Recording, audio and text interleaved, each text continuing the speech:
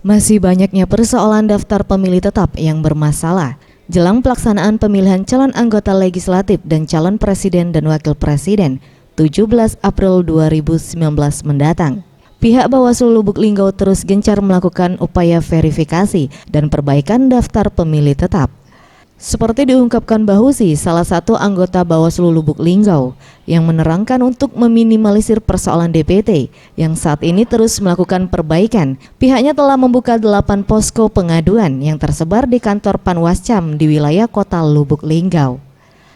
Di mana nantinya dengan keberadaan 8 posko pengaduan ini, bagi warga yang mendapatkan informasi seperti pemilih ganda, pemilih yang sudah meninggal, hingga bagi warga masyarakat yang belum masuk dalam daftar pemilih tetap seperti purnawirawan TNI Polri yang baru masuk masa pensiun, maupun pelajar yang masuk usia 17 tahun, dipersilakan agar segera melapor ke Bawaslu terdekat.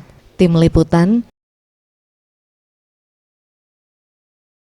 Sriwijaya TV.